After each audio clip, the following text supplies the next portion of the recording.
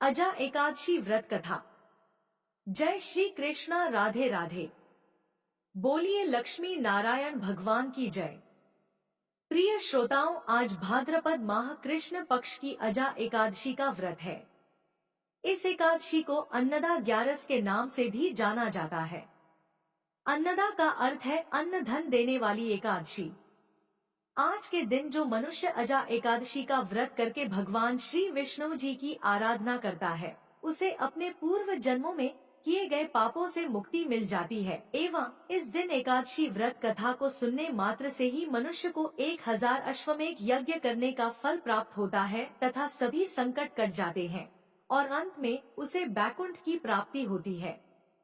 तो आज मैं सुना रही हूँ अजा एकादशी की बड़ी ही दुर्लभ पौराणिक व्रत कथा।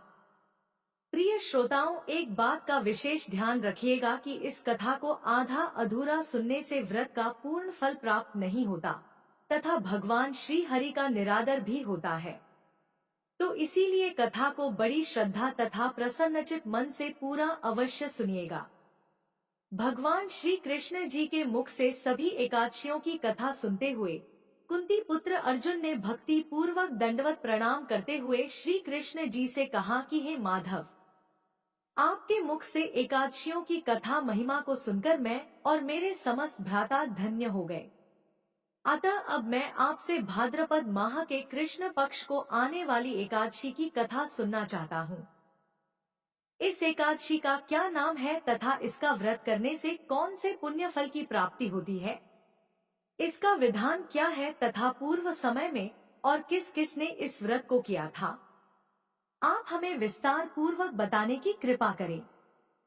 अर्जुन के मुख से यह सुनकर प्रसन्नचित भगवान श्री कृष्ण बोले, हे पार्थ, तुमने जग कल्याण के लिए यह बड़ा ही सुंदर प्रश्न किया है। भाद्रपद के कृष्ण पक्ष में आने वाली एकादशी का नाम अजा है। हे कुंती नंदन, इस पवित्र पापनाशनी अजा एकादशी की कथा को श्रद्धा पूर्वक सावधान होकर सुनो। प्राचीन काल में भगवान श्री राम के वंशज चक्रवर्ती राजा हरिश्चंद्र राज करते थे। राजा अपनी सत्यनिष्ठ और ईमानदारी के लिए जाने जाते थे। यह देखकर इंद्रदेव को उनसे ईर्ष्या होने लगी। तब एक बार देवताओं ने इनकी परीक्षा लेने की योजना बनाई। अब ऐसे ही एक बार राजा हरिश्चंद्र ने स्वप्न देखा कि उन्होंने अपना सारा राज्य दान दे दिया है। राजा ने स्वप्न में जिस व्यक्ति को अपना राजदान में दिया था, अगले दिन वही महर्षि उनके दरबार में पहुँचे। तब सत्यवादी राजा हरिश्चंद्र ने स्वप्न में दिया हुआ अपना सारा राज उन्हें सौंप दिया। जब राजा दरबार से चलने लगे तभी विश्वामित्र जी ने राजा से दक्षिणा स्वरूप 1000 स्वर्ण मुद्राएं मांगी। राजा ने कहा, हे ऋषिवर, आप 1000 क्या जितनी चाहे मुद्राएं ले सकते हैं। महर्षि विश्वामित्र ने कहा, तुम भूल रहे हो राजन, राज के साथ राजकोष तो आप पहले ही दान कर चुके हैं। क्या दान की हुई वस्तु दक्षिणा में देना चाहते हो? तब राजा हरिश्चंद्र को अपनी भूल का एहसास हुआ। फिर उन्होंने पत्नी तथा पुत्र को बेचकर स्वर्ण मुद्राएं जुटाई, परंतु वे भी पूरी ना हो सकी। तब मुद्राएं पूरी करने के लिए उन्होंने स्वयं को भी बेच दिया। राजा हरिश्चंद्र ने जिसके पास स्वयं को बेचा था वह जाति से डोम था। वह शमशान का स्वामी होने के नाते मृतकों के संबंधियों से कर लेकर उन्हें अग्नि संस्कार की स्वीकृति देता था। उस डोम ने राजा हरिश्चंद्र को इस कार्य के लिए तैनात कर दिया। उनका कार्य था कि जो भी व्यक्ति अपने संबंधी का शव लेकर अंतिम संस्कार के लिए शमशान में आए, हरिश्चंद्र उनसे कर वसूल करके उसे अंतिम संस्कार की स्वीकृति देते। राजा हरिश्चंद्र इसे अपना कर्तव्य समझकर विधिवत पालन करने लगे। राजा हरिश्चंद्र को अनेक बार अपनी परीक्षा देनी पड़ी, किंतु उसने इस विपत्ति के समय में भी सत्य का साथ नहीं छोड़ा। जब इस प्रकार उन्हें कई वर्ष बीत गए तो उन्हें अपने इस नीच कर्म पर बड़ा ही दुख हुआ और वह इससे मुक्त होने का उपाय खोजने लगे। वह सदैव इसी चिंता में रहने लगे कि मैं क्या करूं और किस प्रकार इस कर्म से मुक्ति पाऊं। एक बार की बात है, राजा हरिश्चंद्र अपनी इन्हीं चिंता में डूबे हुए थे कि महर्षि गौतम उनके समक्ष आए। महर्षि गौतम को अपने सम्मुख पाकर राजा हरिश्चंद्र बड़े ही हर्षित हुए। उन्हें प्रणाम किया, किंतु अपने मुख पर छाए हुए चिंता के बादल को ढक ना सके। अतः महर्षि ने खुद ही उनसे पूछा। महर्षि गौतम ने कहा, हे वत्स, तुम परम प्रतापी हो। तुमने अपनी सत्य निष्ठा के बल से स्वयं भगवान श्री हरि का भी मन मोह लिया है, किंतु आज इस मुख पर यह चिंता कैसी? महर्षि गौतम के वचन सुनकर राजा हरिश्चंद्र अपने आप को रोक ना सके और उन्होंने अपना सारा वृतांत उनके समक्ष कह दिया। राजा हरिश्चंद्र का वृतांत सुनकर वह भी दुखी हो गए। महर्षि गौतम बोले, हे वत्स, तुम परम प्रतापी हो। तुमने अपनी सत्य निष्ठा के बल से स्वयं भगवान श्री हरि का भी मन मोह लिया है, किंतु आज इस मुख पर यह चिंता कैसी? महर्षि गौतम के वचन सुनकर वह अपने आप को रोक ना सके और उन्होंने अपना सारा वृतांत उनके समक्ष कह दिया। राजा हरिश्चंद्र का वृतांत सुनकर वह भी दुखित हो गए और उन्होंने कहा, हे राजन, तुम्हारा वृतांत सुन मैं भी भावुक हो गया हूँ। अतः मैं तुम्हारी समस्या का निदान हेतु एक उपाय सुना रहा हूँ, इसे ध्यान पूर्वक सुनना। हे राजन, भाद्रपद माह के कृष्ण पक्ष की आने वाली एकादशी अजा एकादशी का व्रत तुम्हें तुम्हारे इस पाप कर्म से मुक्ति दिलाने में सर्वथा उत्तम है।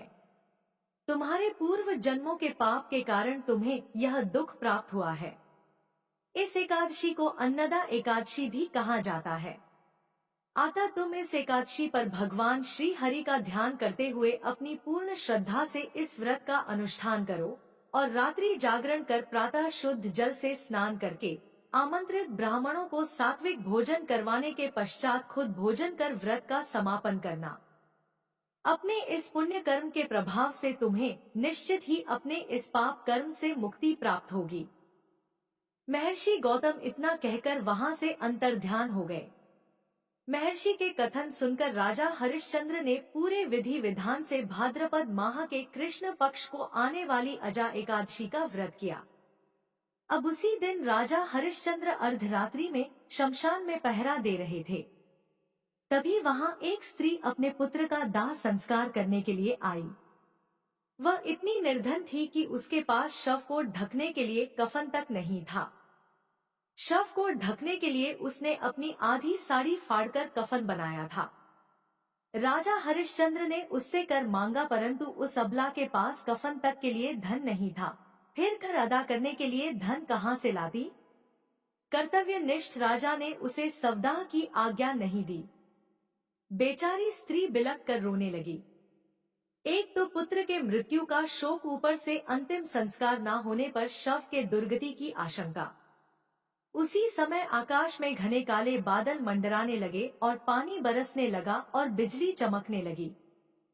बिजली के प्रकाश से राजा ने उस स्त्री को देखा तो वह आश्चर्यचकित हो गए, क्योंकि वह उनकी पत्नी शैव्या थी और मृत बालक था उनका इकलौता पुत्र रोहिताश्व, जिसका सांप के काटने से असमय ही देहांत हो गया था।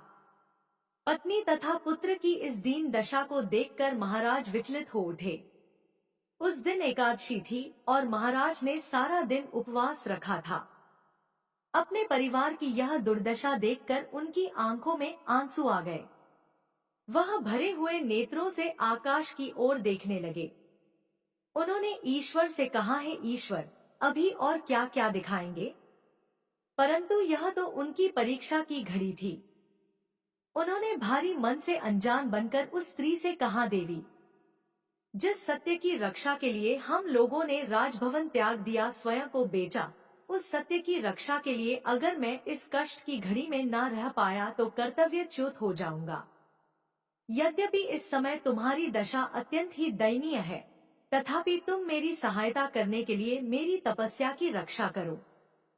कर लिए बिना मैं तुम्हें पुत्र के अंतिम संस्कार की अनुमति नहीं दे सकता। रानी ने सुनकर अपना धैर्य नहीं खोया और जैसे ही शरीर पर लिपटी हुई आधी साड़ी में से आधी साड़ी फाड़कर करके रूप में देने के लिए राजा हरिश्चंद्र की ओर बढ़ाई तो तत्काल प्रभु प्रकट हो गए। उन्होंने कहा, हरिश्चंद्र, तुमने सत्य को जीवन में धारण करने का उत्तम आदर्श स्थापित करके आचरण की सिद्धि का परिचय दिया है। तुम्हारी कर्तव्य निष्ठा धन्य है। तुम इतिहास में अमर होवोगे और तुमने अजा एकादशी व्रत का विधिवत पूर्ण किया है। राजा हरिश्चंद्र ने प्रभु को प्रणाम करके आशीर्वाद मांगते हुए कहा, हे प्रभु, यदि आप वास्तव में मेरी कर्तव्य निष्ठा एवं सत्य आचरण तथा इस धारण किए गए व्रत से प्रसन्न हो, तो इस दुखिया स्त्री के पुत्र को जीवन दान दीजिए। और फिर देखते ही देखते भगवान विष्णु की कृपा से रोहिताश्व जीवित हो उठा। इनके इस व्रत का प्रभाव इतना प्रबल था कि स्वर्ग लोक में नगाड़े बजने लगे थे। स्वयं ब्रह्मा, विष्णु और महेश राजा हरिश्चंद्र को अपने समक्ष खड़े दिखने लगे। उन्होंने मृत पुत्र को जीवित और पत्नी को राजसी परिधान में आभूषणों से परिपूर्ण देखा। व्रत के पुण्य फल से राजा हरिश्चंद्र को पुनः अपने राज्य की प्राप्ति हुई। वास्तव में यह देवताओं और महर्षि विश्वामित्र द्वारा उनकी परीक्षा ली गई थी। अजा एकादशी व्रत के प्रभाव से देवताओं द्वारा रची गई माया का अंत हो गया। अतः अंत समय में राजा हरिश्चंद्र अपने पूरे परिवार के साथ स्वर्ग लोक को प्रस्थान हो गए। हे पार्थ, यह सब अजा एकादशी के व्रत के प्रभाव से ही संभव हो सका था। अतः जो भी मनुष्य अपनी पूरी श्रद्धा से अजा एकादशी का व्रत करता है, वह अपने सारे पापों से मुक्त हो जाता है। आगे भगवान श्री कृष्ण कहते हैं कि हे अर्जुन, पूर्वकाल में जिसने दूसरी बार इस व्रत को किया है, अब उसका वृतांत सुनो। आंध्र देश में वेदर्थ नामक एक ब्राह्मण थे।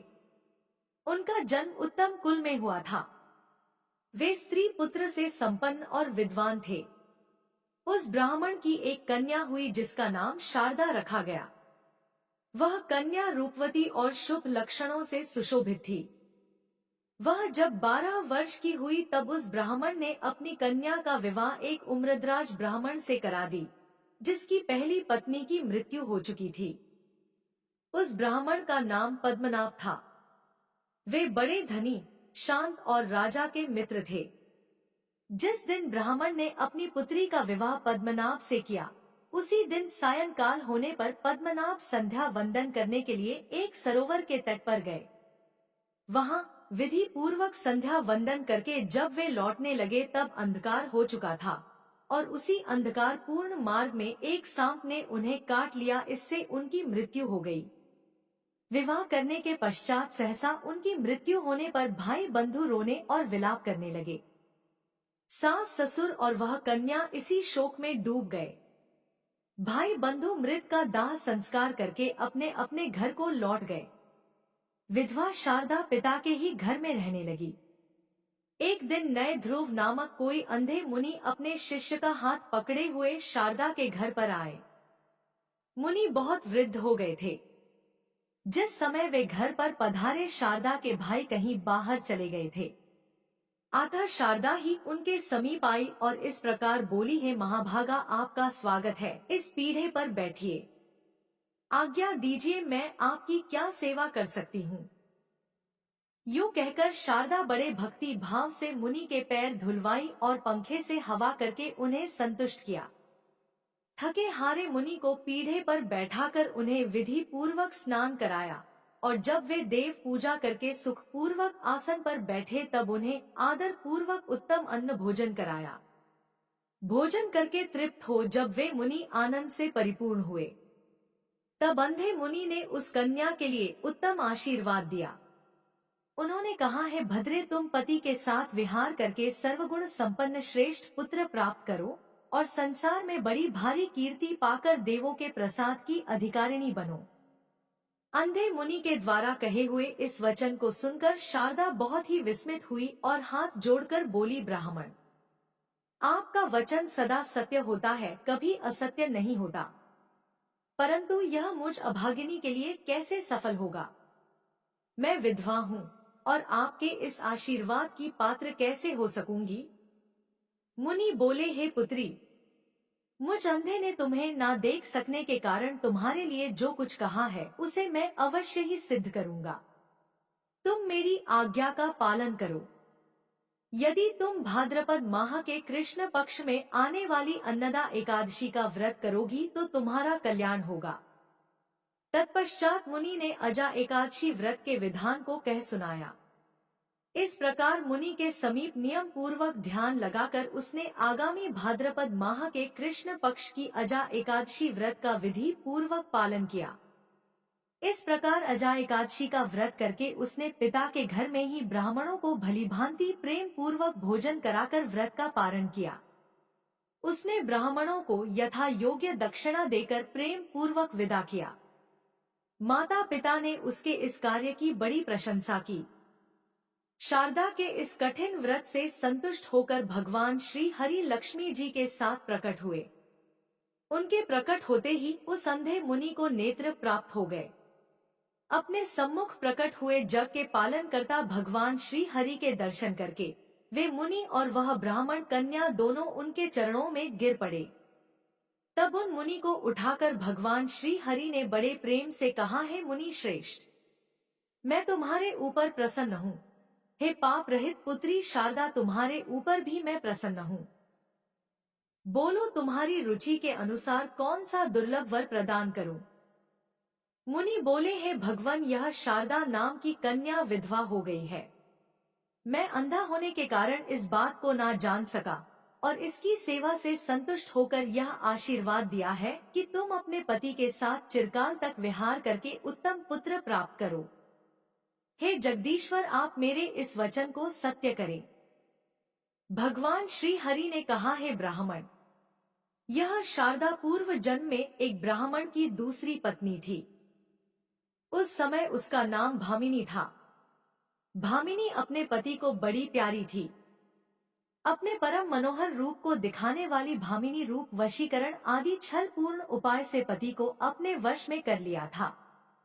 वह मोहग्रस्त ब्राह्मण अपनी छोटी पत्नी से ही आसक्त होने के कारण अपने ज्येष्ठ एवं पतिव्रता पत्नी के पास कभी नहीं गया।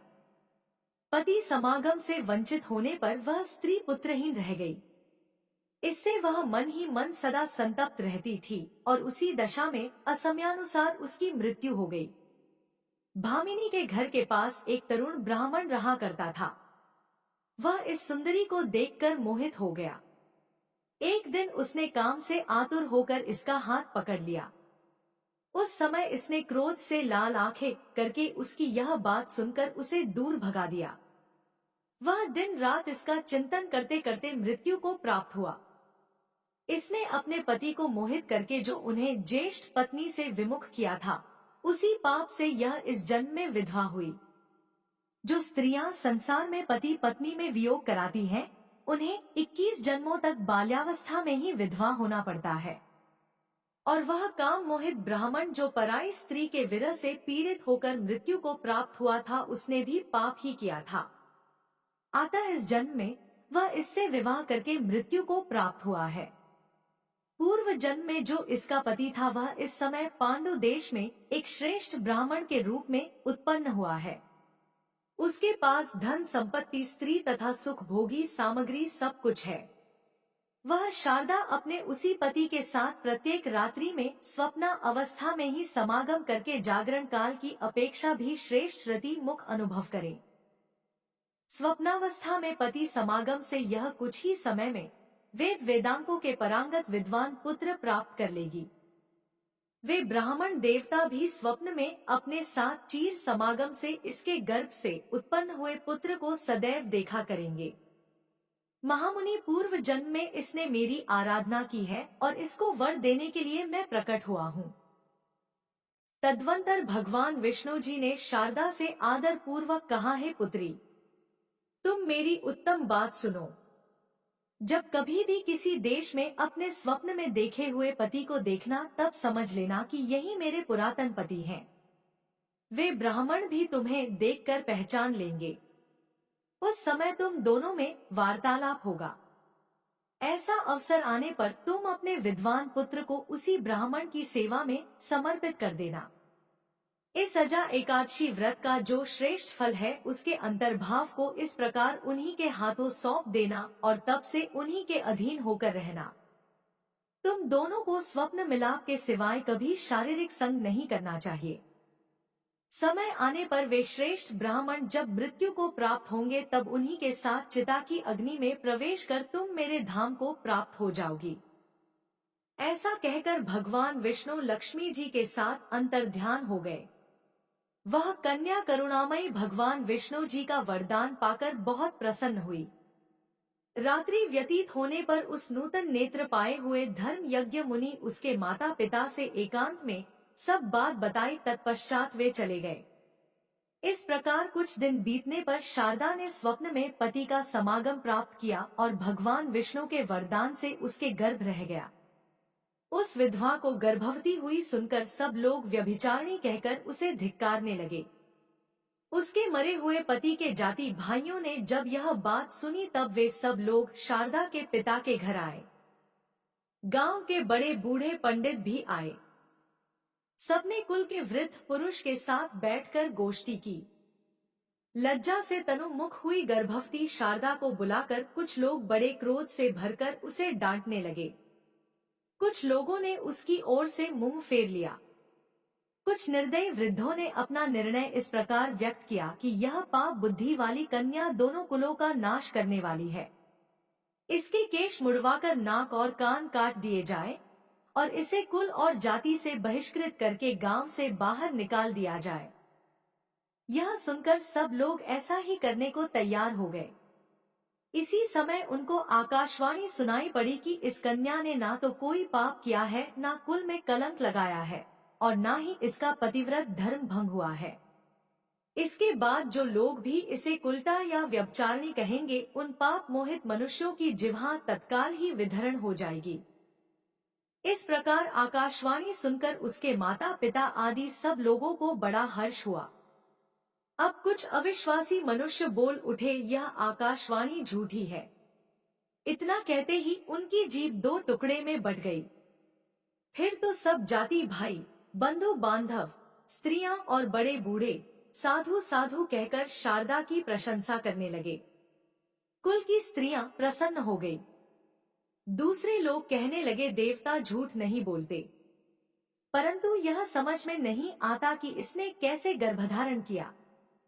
इस प्रकार संशय में पड़े हुए लोगों को देखकर लोक तत्वों के जानने वाले एक वृद्ध पुरुष ने कहा, यह जो कुछ देखने और सुनने में आता है वह संपूर्ण विश्व मायामय है। इस क्षणभंगुर संसार में अकथनीय और असंभव बातें भी माया से होती रहती हैं। माया ईश्वर के अधीन है, अतः इस ईश्वर की लीला का रहस्य कौन जानता है।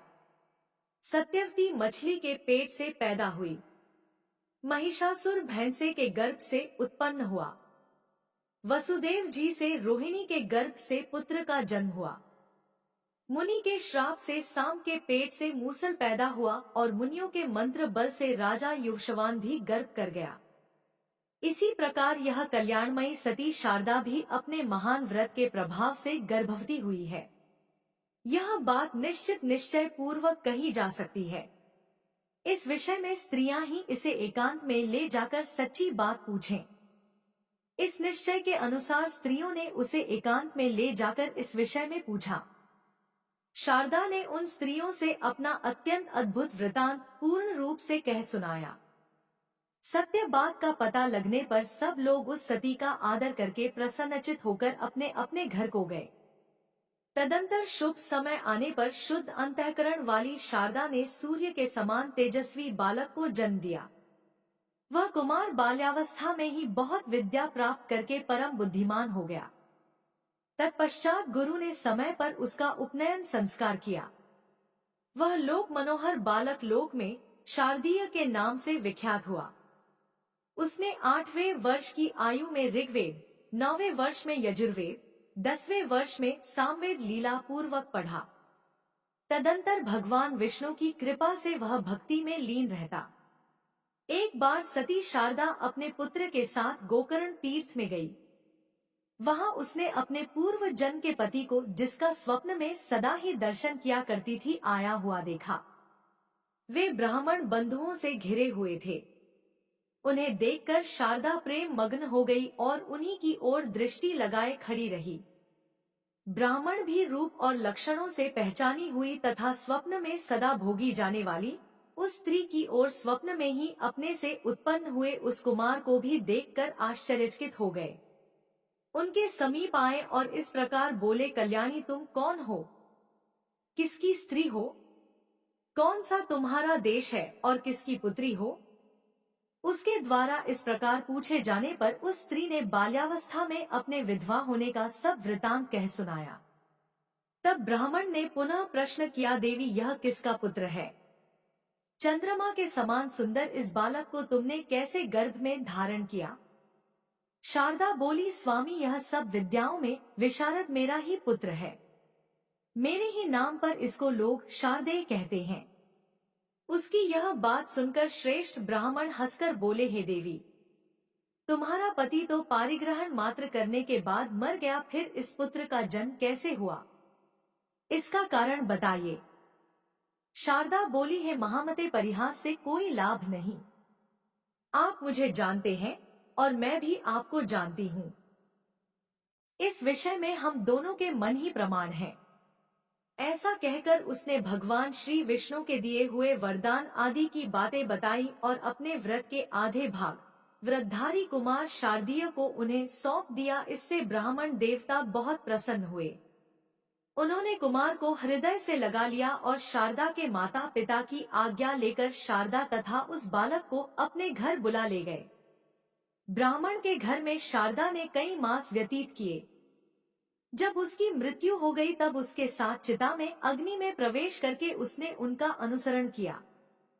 फिर दोनों दिव्य दंपत्ति दिव्य विमान पर बैठे और भगवान विष्णु के लोक बैकुंठ लोक को चले गए। इस प्रकार जो भी इस व्रत का विधि पूर्वक अनुष्ठान करता है और रात्रि जागरण करता है, उसके सारे कष्ट नष्ट हो जाते हैं। अंत समय में उसे स्वर्ग लोक की प्राप्ति होती है।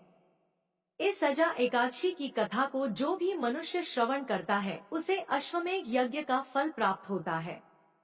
एक बार प्रेम से बोलिए, ओम नमो भगवते वासुदेवाय नमः।